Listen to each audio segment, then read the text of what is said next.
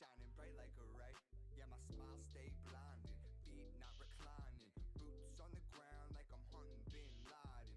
Trying to blow up, but I ain't jihading. Living where I grew up never was an option. Outgrew my roots, I live my truth, embrace what's new. Get that question.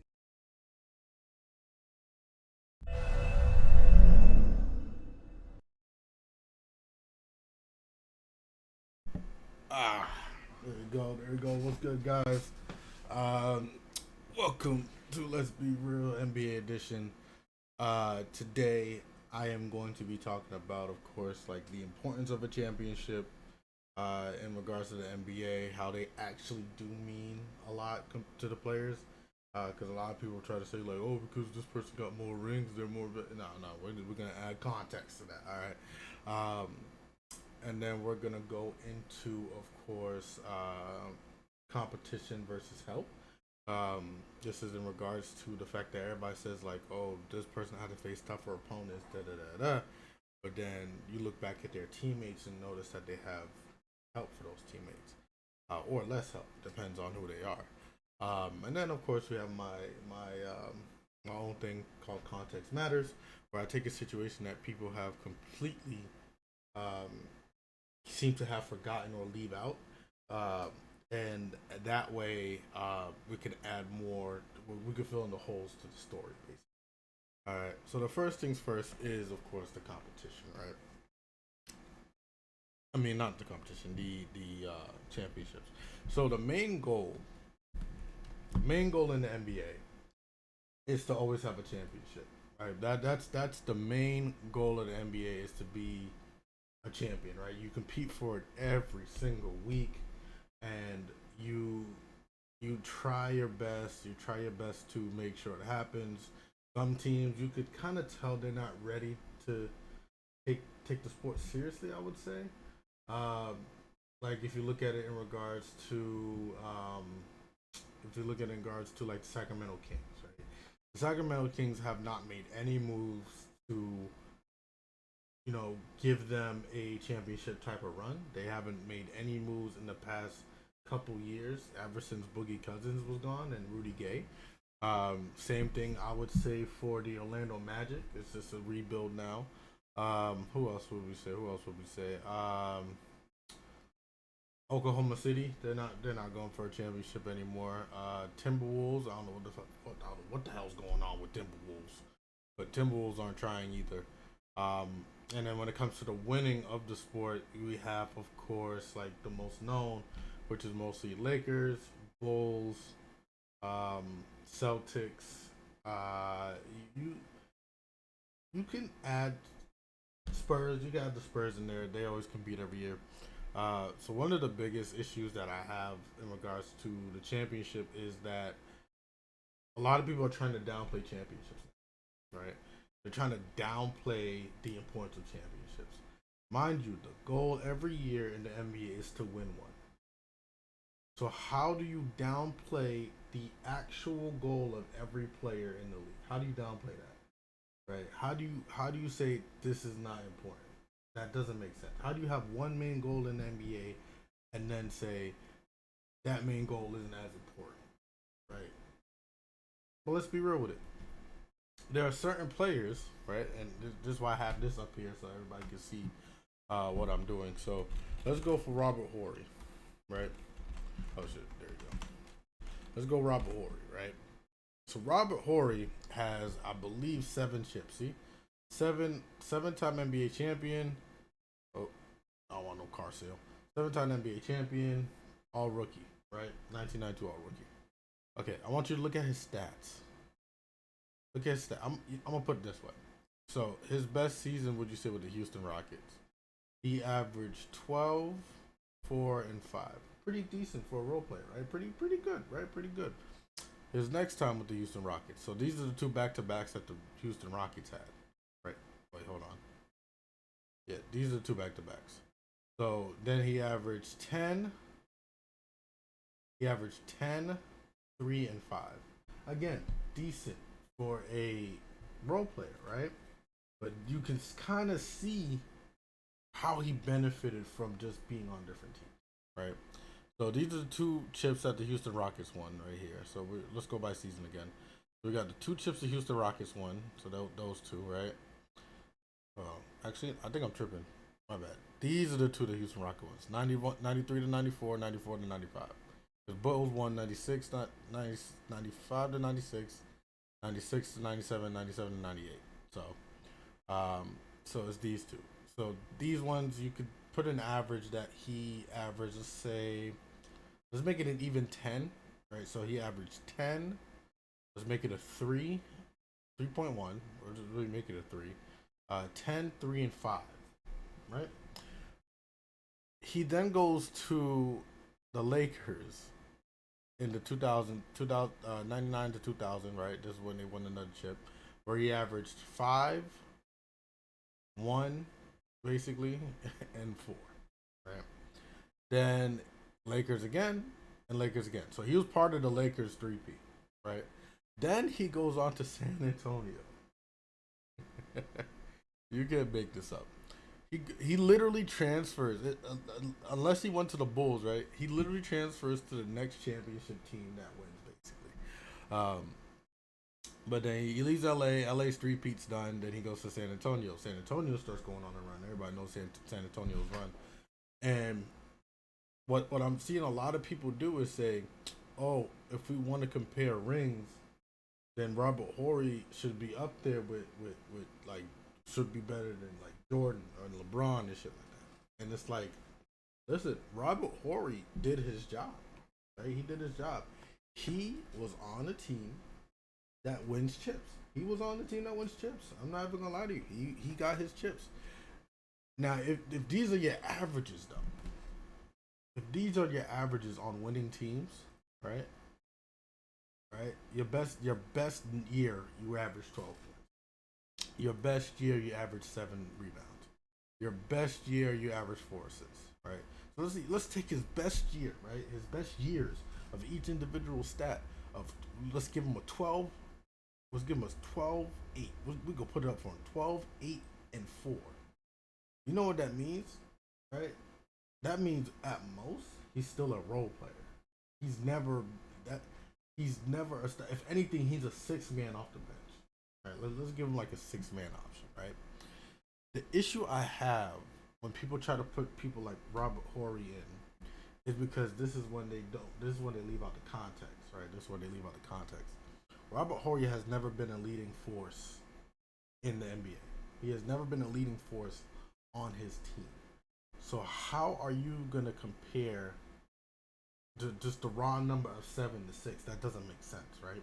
Because then you're blatantly trying to discredit the ring argument when nobody talks about the ring argument as a standalone, right? Now, don't get me wrong. The goal is to win. The goal is to win. But the ring argument itself is one part of a 2-part argument. The ring argument is 2 things: stats and chips. That's it. Stats and chips. Right, wins, you could add win losses there, but I think the ultimate goal is to win, right? So people do like to compare like losses, like people like to say how LeBron lost like, was it six finals? I can't knock LeBron for losing 6. Right? I can't knock him for losing 6. The fact that he got there that many times is amazing, but also the fact that he got there that many times and lost just tells me that the NBA as a whole wasn't afraid of him. The Eastern Conference was afraid of him, though. The Eastern Conference was really, really afraid of him, right? But I'm gonna give you guys another one. I'm gonna give you y'all know this man. Y'all know this man, Steve Kerr, right? Steve Kerr, I believe, has 5. He has 5 chips, right? 3 with the Bulls, so 90. See right here, right? 94, 95, 95, 96, 96, 97. Wait, my bad, tripping. These ones are here. So Steve Kerr has 3 with the Bulls and 2, I believe, with San Antonio. Yep, 2 with San Antonio. And again, Steve Kerr, let's look at his numbers. His best year, 8.6 was his points. Let's go by assists, 3.2. Total rebounds, 1.6. That's a bench player. That's literally a bench player. You know what the most pissed off thing that I hear is that people always, and this is just like, again, with context, people always be like, Jordan had a super team, and then they mentioned Kerr. Kerr averaged 8.6, his best season. His best season on the Bulls, 8.6. And then people are like, oh yeah, he had a sharpshooter in Kerr. What? Kerr averaged 3. Kerr averaged 3 point. See, I can't even do it. 3-point attempts, 3-point attempts a game, basically, right? 2.9, but we'll give him 3, right? And he shot, right, for 50%, which means that Steve Kerr was going to give you 1 3-pointer a night, basically, and maybe a second one, just maybe a second one. Why? Because it's a 50% hit, and he only averaged less than 3. So, right? So half of 3 is 1.5. Okay, I don't know who the hell's taking half shots, so we just gotta guess that. Okay, maybe he's gonna hit the second one, right? But again, he has 5. If you use the pure ring argument, Steve Kerr is better than Russell Westbrook, Chris Paul, Giannis, right? That's because, again, you see the issue, right? Nobody talks about only championships, right? The only people that think that the amount of rings is the only argument are the people that are losing in an argument, right? So they have to say, oh, you're only talking about rings. That means they're ignoring everything, right? But again, the main goal is the championship. Now, how do you do it, though? Steve Kerr, even though this was him, he was still a good part of that Bulls team, right? But certain championships have more value over others. Hear me out. Let's go with Boston Celtics, right? I'm gonna go with. Should I go with 2012? I mean, what was the year we won? 2008. Okay, let's go 2008, right? So 2008 Boston Celtics, right? Okay, this is what I want you guys to see. This is why I say Boston wasn't a super team to win the championship, and hear me out why. So, okay, you can already see, first of all, they were 11th they were placed 11th in points per game, right? They played good defense. They were second in opponent points per game. Right, played pretty good defense. Their offensive rating was 10th in the league. Their defensive rating was first in the league. Again, defense was key, right? Which gave them a net rating of first in the league. Expected win-loss 67-15, right? Now hear me out.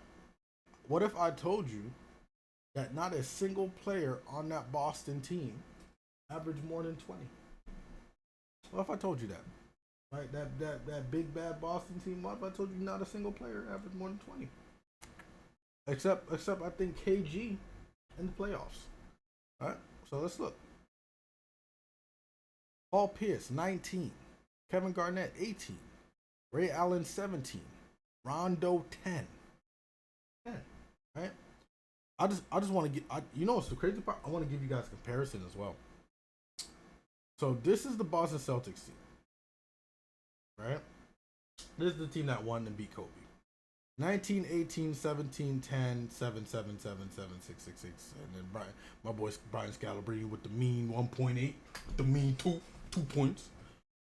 All right, now I want you guys to compare that to this team. Right?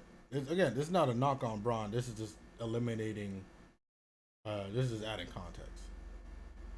Okay, so y'all saw the Celtics team. 27, 14, 11, 11. Actually, let me put in order. 27, 14, 11, 11, 9, 7, 6, 6, 4, 4, 3. Right? Dwayne Jones, I don't know who the hell you are, but that's shameful. But other than that, as you see, if you look at it, Bron technically had more help than that Celtics team. And you know what the crazy part is? Again, people don't realize this. So these Cavaliers, and it's normally the people who either weren't old enough to remember these Cavaliers, right? Or the people who just completely ignore it. They weren't an offensive team, but they averaged 105 points per game. Mind you, that Celtics team that I just mentioned averaged 100. I think, actually, I think they only averaged 90. I believe it was 90 or 100, one of the two. But their defense, the Cavs' defense, was fourth in the league. Right? It was a defensive team. Why was it a defensive team, you may ask? Because of the fact that LeBron was their primary scorer. And so the Cavs organization put him with multiple defensive type of players that can also clog up the paint in order to make sure LeBron took his breaks on defense and is able to play offense. Right? We see it time in and time out. You saw it in Houston with James Harden when James Harden took breaks on offense. His other teammates stepped in; they were on defense. You kind of saw it with I want to say Cavs, not the Cavs. Oh, when AD got on the Lakers, you saw that there. Not during the playoffs. It's during the regular season. They had a defensive mindset type of team. And then with AD in, especially because remember AD was in contention for Defensive Player of the Year as well. People don't realize these things. So, do you think this team could have won the playoffs? Right? Do you think this team could have won a championship? Everybody says no. Right? But this is the other thing they don't tell you.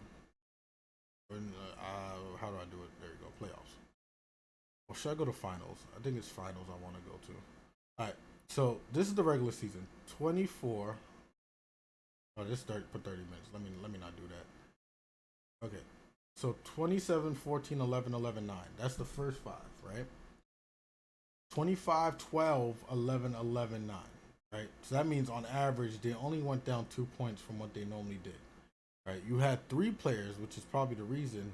Oh, Shannon Brown, because Shannon Brown only played one game. I think he got injured. So you only had three players averaging 0 points. But you could tell they got injured. See? 1, 6, 3. Everybody else was basically playing, right? If LeBron had won this championship, nobody would talk shit about it. Everybody would talk about this team was pretty good. Everybody would say it. It's the fact that he lost to a better team. That people shit on this Cavs as if they were fucking trash. Sorry for the cuss, but come on. But let's be real. Now let's look at the Golden State Warriors, right? Oh no, not maybe we're gonna look at the Warriors. Who do you think had the last genuine win of a last genuine championship in regards to the value of it? Right? You would think the Dallas Mavericks with Dirk, right? Because the Dallas Mavericks had old players, right? Let me just put it for you guys. I wanna look at the average. Okay, so age. Let's look at age, right? The Dallas Mavericks had 37-year-old Jason Kidd, 33 Terry, 33 Stojakovic. I can't believe I said that right. 33 Brian, 32 Dirk, 32 Sean Marion. Everybody in the starting lineup, besides basically Tyson Chandler and JJ, was 30. Right? They were in their 30s, right? But let's look at points per game.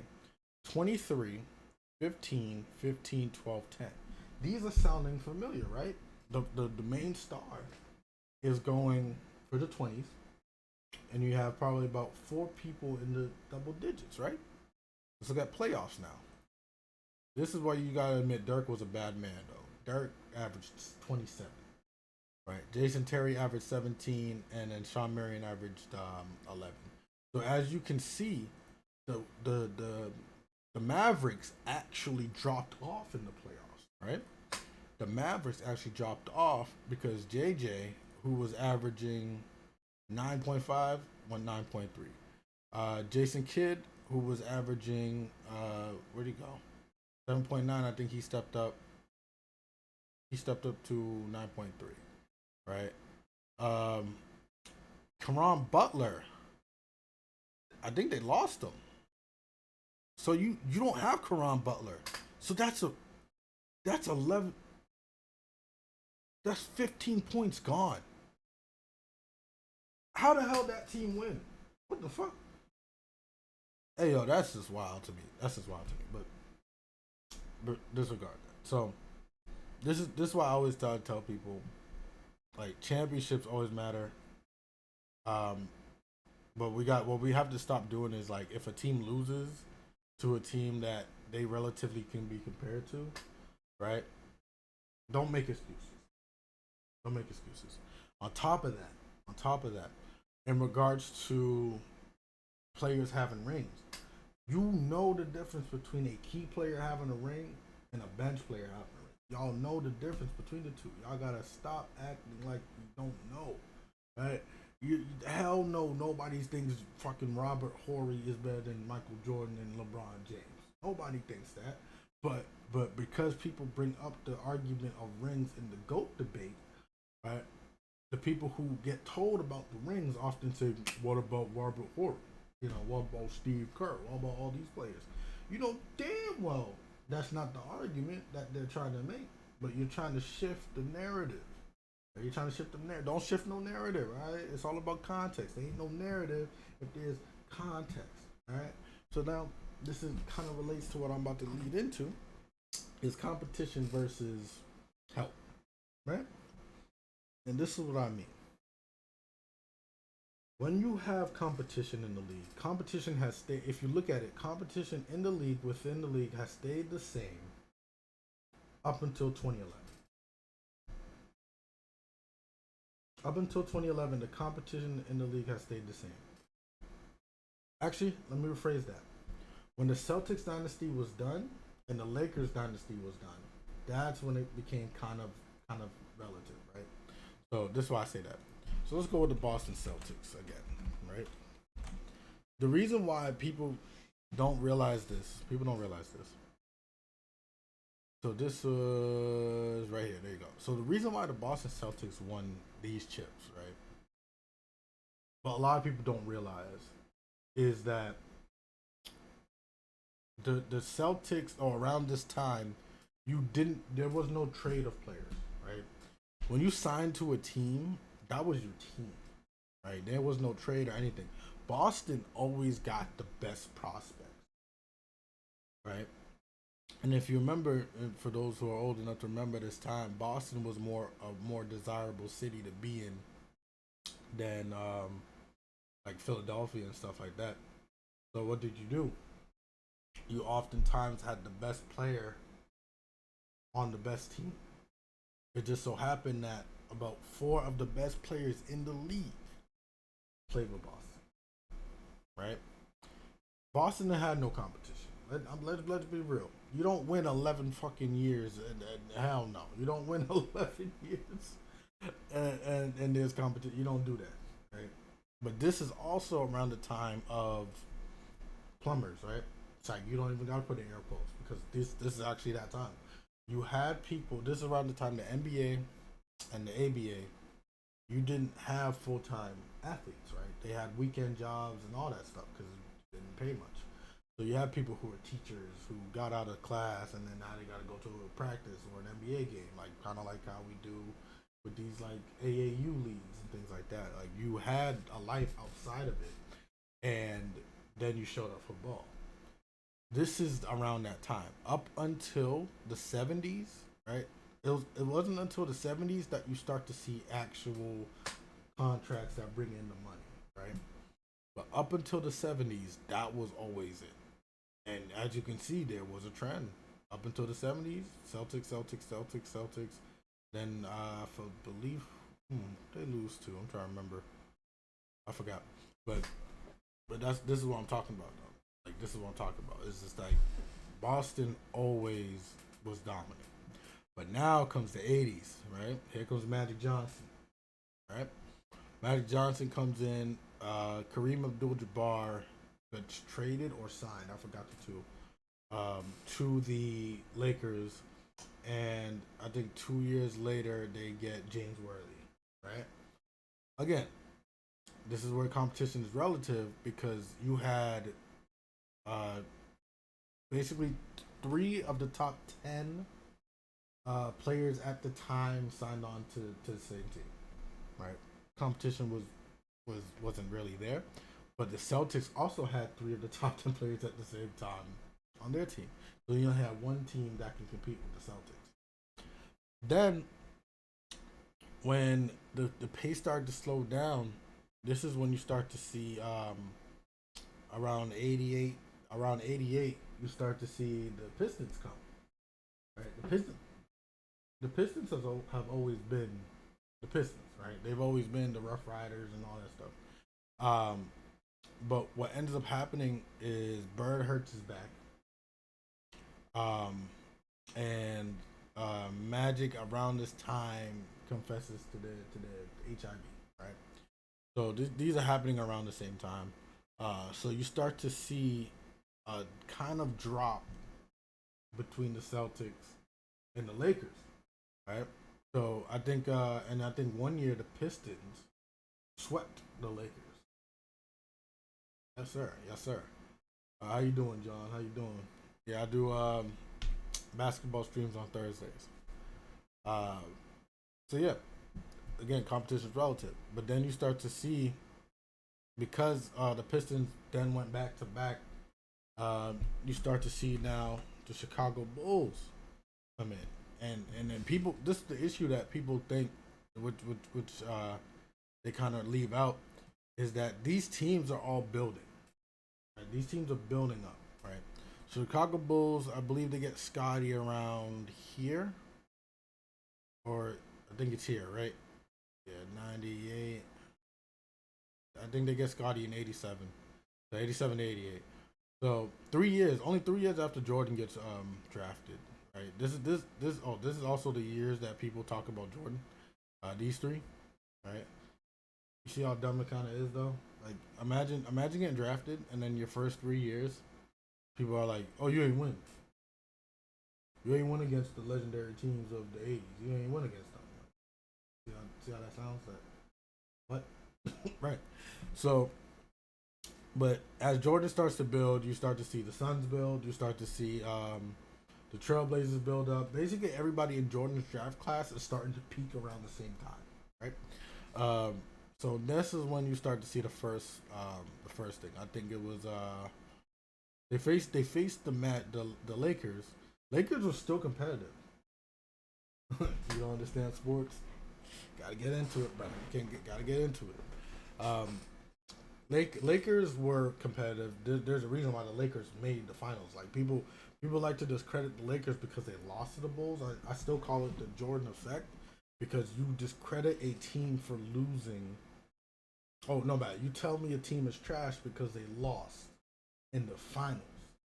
They beat everybody else but the last guy, and you tell me they sucked or they were out of their prime or they were old or something.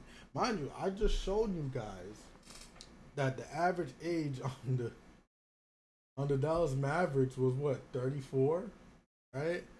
And here, Magic in them, I believe, is what, 32, 31, right? Same with the Pistons before the Bulls got here. The Pistons were on average about 30, right? So that whole stimulation of, oh, they were old, it doesn't make sense. It doesn't, right? So around this time, everybody is in competition with the Bulls.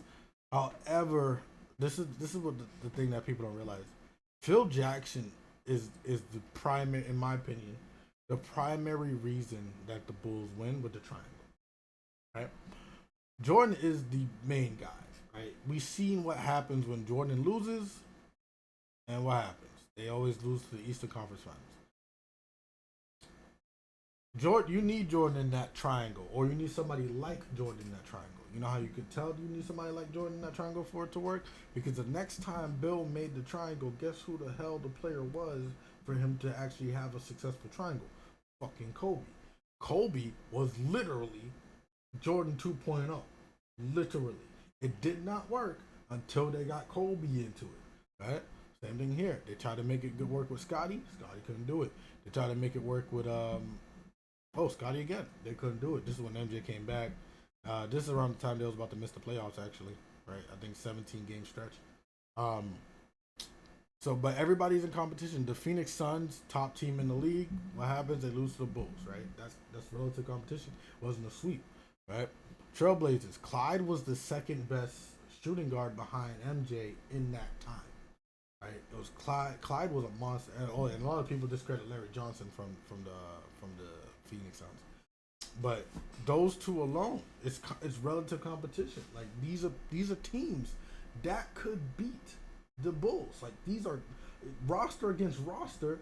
These were teams that could beat each other.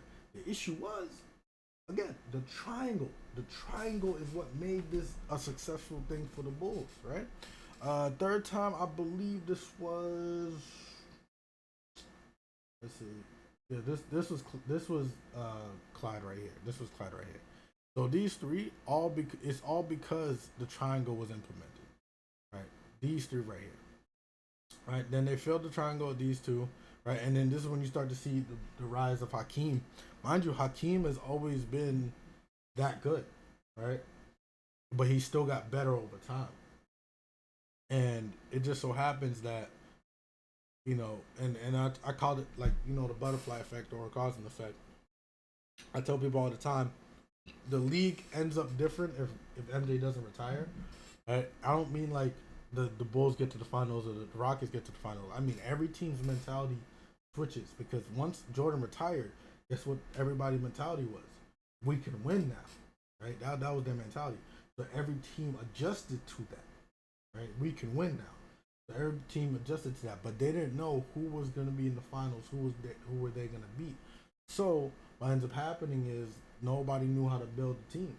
So what do you have? Now it's talent that's winning, right? And what do you get? Hakeem, arguably the best center of all time, arguably, right? He's definitely the most skillful center of all time. He comes in, he pops off, right? Very next year, he loses, I believe, to Sean Kemp. This is around the time of the 72 and 10 when it was the best record around that time. This is around that time where I believe Sean Kemp and Gary Payton, again, dominant team, top team one of the top teams in the league, right? They can beat the Bulls. They literally on paper, the Sonics can beat the Bulls easily. I'm gonna say easily, but Sonics can beat the Bulls, right? Nobody could stop Payton as much, but nobody could really stop Kemp. But what happens? That triangle, man. I'm trying to tell you, the triangle wonderment. Next thing you know, right? Who the hell was stopping Karl Malone? Nobody. Who was stopping Stockton from getting them down the paint? Nobody. So what do you see? Triangle again, right? Again, they had to face him again. What happens? Triangle. Triangle again. Like, people don't realize some systems will beat other teams, right? But the issue I have with the whole competition, more competition, all that, is based off of. Oh, these are all-time top players. Damn, you don't even got Derrick Rose in here. The fuck. Oh, it's by win shares. Okay, that makes sense. All right. So the reason I don't like the whole competition thing is simply for the fact that people tend to ignore the people they go against. For example, if you go based off the 2016 season, right? NBA. I think let's just go with Cavaliers in 2015. Okay, so in 2015, I believe 2015, 2016. Yeah, this is when they won the finals. Okay, look at this roster for the Cavs real quick. 25, 19, 16, 13, 12. Oh, my bad. Let me go to the playoffs, actually. Okay, 26, 25, 14, 11. Right? This was their team right here. Right? Nobody other than the Warriors was competing against the damn Cavs. Not nobody. Right? But let's go to the year they lost. Playoffs. Tell me LeBron didn't have help in the playoffs. 30, 19, 14, 12, 10, 9, 9, 7, 4. You could say Kendrick Perkins, Joe Harris, and Mike Miller ain't do that. You could say that. But, again, you can kind of cut out Kyrie. I think Kyrie gets hurt. conference finals around that, so we could cut out the 19. So it'll be 30, 14, 12, 10. Right? But again, who is competing? Even if you cut out Kyrie, not one team is defeating this. Not one team is defeating that in the NBA other than the Warriors, right? So how do you say? And then let's go the next season after that, right? After the things won. So now we have Kyrie back. Go to playoffs. 32, 25, 16. Right. For those who like to discredit Kevin Love, he averaged 16, 1 block, 1 steal, 1.7 assists, and 10 rebounds. For those who like to discredit him. 32, 25, 16, then the rest 8, 8, 5, 4. 32, 25, 16, 8, 8, 7. Right? That's fine. Right. The issue was, again, nobody defeats this team. There's literally nobody in the NBA that can compare to this team, other than, again, the Warriors, right? Then this is why I start to hate. This is why I start to hate the people who love to talk about competition. Nobody in the NBA was competing against these. All right, so now this one can be competed against, right? This was a season LeBron should have lost, but LeBron popped off. Let's be real. George Hill did a J.R. Smith. You know what's funny? I actually blame the media and dumbasses for this roster. I blame them for this roster. Because if you look at it before, let me see if they show it. Okay, if you look at it before, the starting lineup could have been LeBron. I think it's LeBron, JR, K Love, right? You could have had IT, right? Mind you, this was the fucking, this was the damn Cavs. This was the Cavs. 27, 17, 14, 12, 10, 10. 9. Fam, this was the Cavs. But what happened? They kicked Isaiah Thomas off the team, and then the news come out saying everybody's too old on the Cavs because I think D Wade was 36, Kyle Korver was 36, and Jose Calderon was 36. Everybody's too old, 34, 33, 32, right? Everybody was old. So you ended up trading them for these dudes all the way down here, right? All these dudes down here. Oh, you got rid of Jay Crowder. I forgot about that. So the Cavs had the scoring, had the defense, and decided to trade it all the way for younger dudes because they said that the Cavs were too old. Nobody could have competed with this team still. Everybody else could compete with this team. But again, nobody could stop that but the Warriors. Right? Nobody was stopping the Warriors either, other than the Houston Rockets. I believe the very next year, the Houston Rockets and the Spurs. But we know how James Harden and stuff go. But overall, I'm trying to tell you guys, when you're looking at competition, look at help. Because your competition or your help is somebody else's competition. Right? You stacking stars to win, creating competition for other people. So when the other people start stacking stars like you did, you can't say the league is tougher. You can't say it's harder to win because you stack the odds in your favor and then everybody else stack the odds in their favor, and then eventually it still levels out. Right? It's still relative to each other. So the league hasn't gotten more competitive.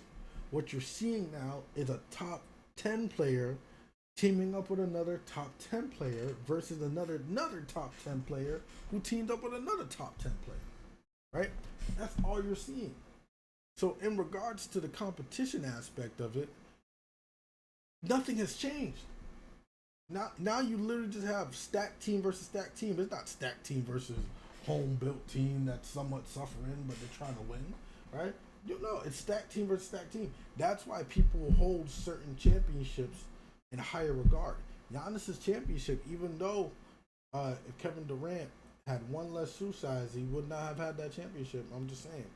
But Giannis's ring is very, very huge, simply because one, he's the guy that stopped CP3 from getting his first ring. He's the guy that stopped CP3.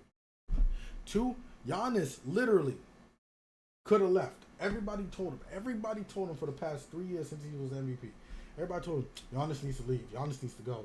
Milwaukee ain't it. Milwaukee's too small of a city. They're never gonna get him any help. All that stuff. They were saying all that just for him to win. Right? And regardless of the circumstances, he still got it. Right? Giannis was a monster. Right? But see, everybody is now so used to teams stacking with each other that they were bashing Giannis for not leaving the Bucks. That's the shift that happened back in 2011. It's like now it's not even about building yourself and becoming better and adjusting yourself and beating the competition and all that stuff. It was about joining up with the competition.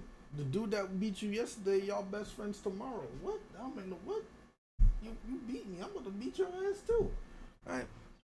But every time, unless you're dominating the league in regards to just completely stacked roster in your favor.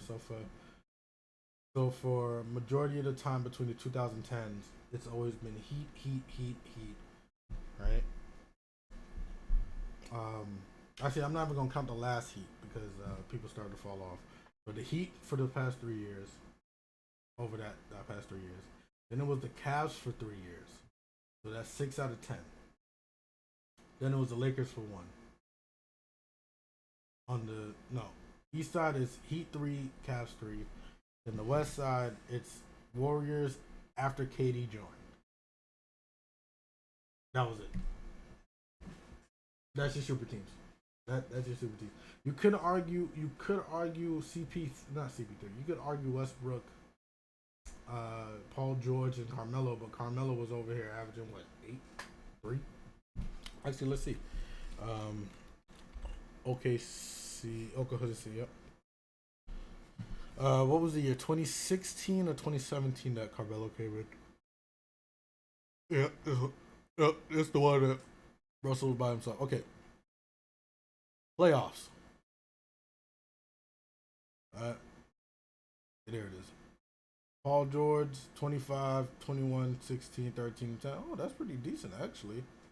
Let's look at the field goal percentages. So, Russ. Hold up. So, Russ was for 45% and people were blaming him for the losses? Paul George was at 43. Carmelo Anthony was at 40. What? Hold on. No. Turnovers was definitely Russ, 5. But he averaged 10.3 assists, so that actually counters that out. Wait, people were really blaming Russ for this? Yo, what the hell is wrong with people, man? How y'all blame Russ for that? What? All right, let me look at the next year. Hold on. This is out of curiosity. I gotta see what the hell, why they blame him for that. All right, so now we got here Russell Westbrook.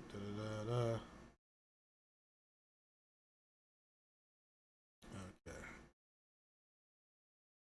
You shot 42. Paul George shot 43. How do y'all blame Russ for this shit, man? Okay, y'all are just being weird. All right, but yeah. So in regards to competition, always remember that the competition and help go hand in hand. You asking for more help led to more competition. And then the more competition led to you having more help.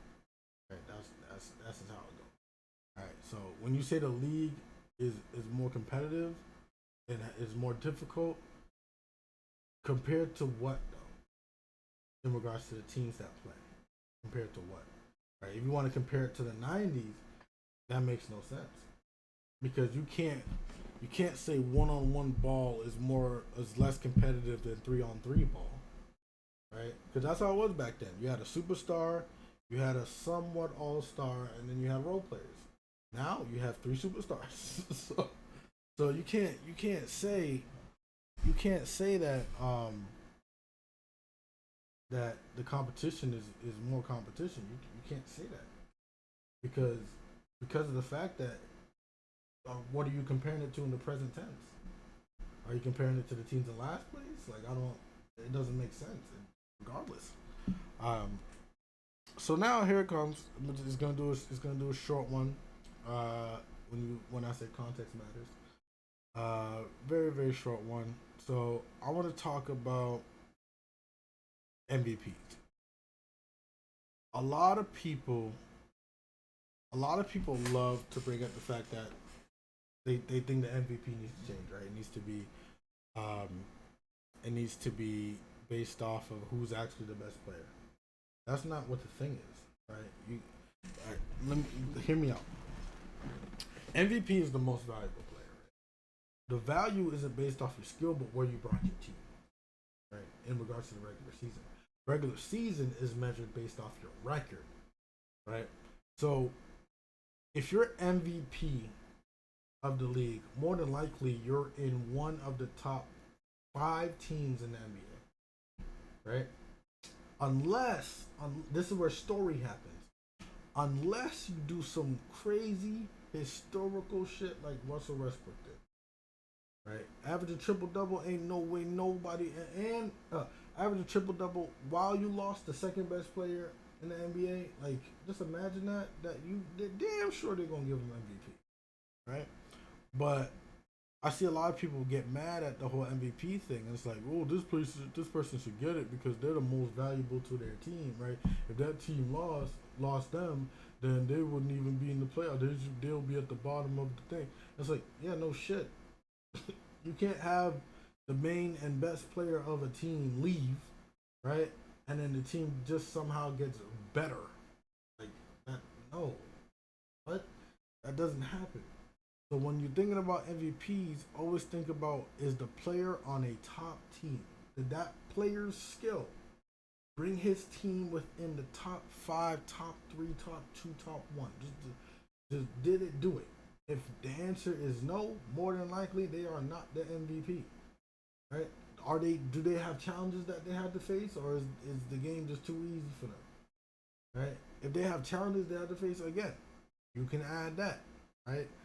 There's a reason why Jokic and Embiid were in context for the thing, because the Philadelphia 76ers, I believe, were the number 2 or 3 ranked in the NBA.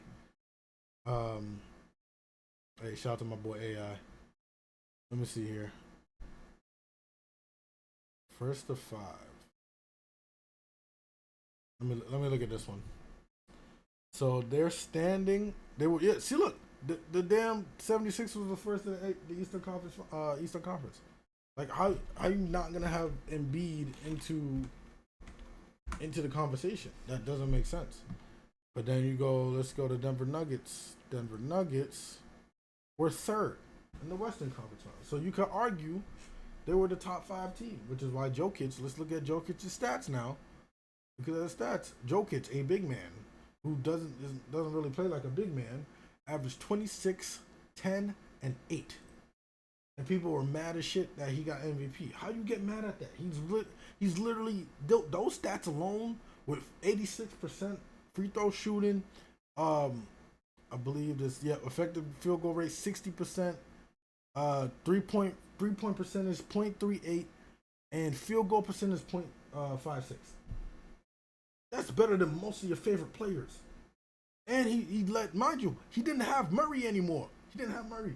So he did better than most of your favorite players and got to the 3rd seed of the better conference. And everybody was mad that he got it. That doesn't make sense. That's literally arguably what the MVP would be doing. That's literally the MVP right there. Right? But then also you look at like this. Last time somebody also won an MVP while being on a stacked team was LeBron in 2012. 2012 and 2013, I believe. Yeah, 2012 and 2013 is the only time LeBron anybody has won MVP on a stacked team. That actually tells you a lot. Again, stacked teams, of course, based off talent. based off talent, not the system. All right. So again, so that 2015 Warriors and 2016 Warriors without KD, not a stacked team. Not a stacked team at all. Right. If you put Draymond in the same breath as Chris Bosh, Kevin Love, Dennis Rodman, those types, or prime Dennis Rodman, by the way, not Bulls Dennis Rodman that didn't have to do anything on offense. I'm talking prime Dennis Rodman. If you put Draymond with those guys, man, listen, you're gonna need help. So that's all it is, bro. Like one thing about MVP, the MVP system isn't broken. It's not broken.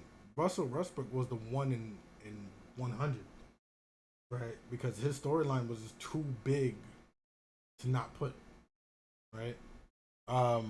Actually, if you want to argue something, hold on. I believe it also was 2016. Let me see if I'm correct, though.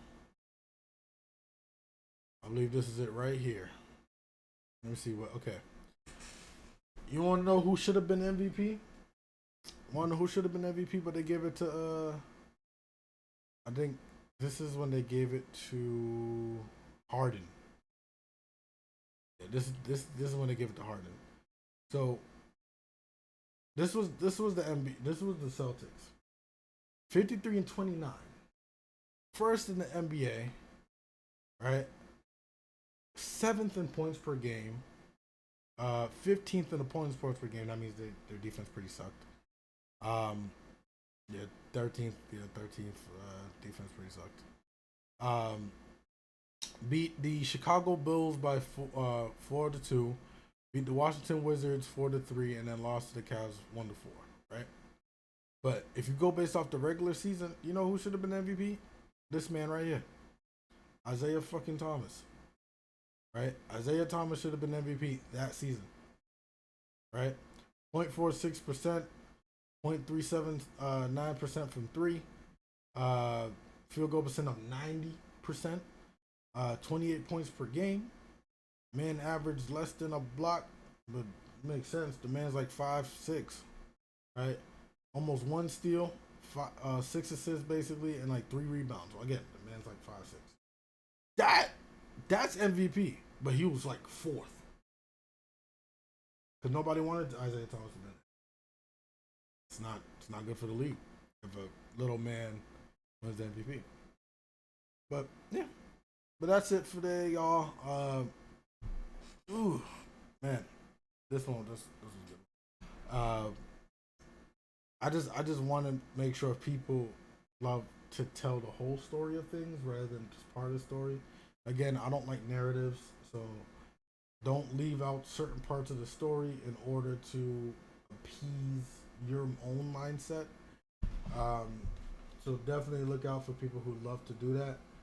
Whenever they go out there and they say, "Oh, this happened," and then you just include yourself like, "Hey, don't forget that this happened with that." You know what I'm saying? Like always remember context.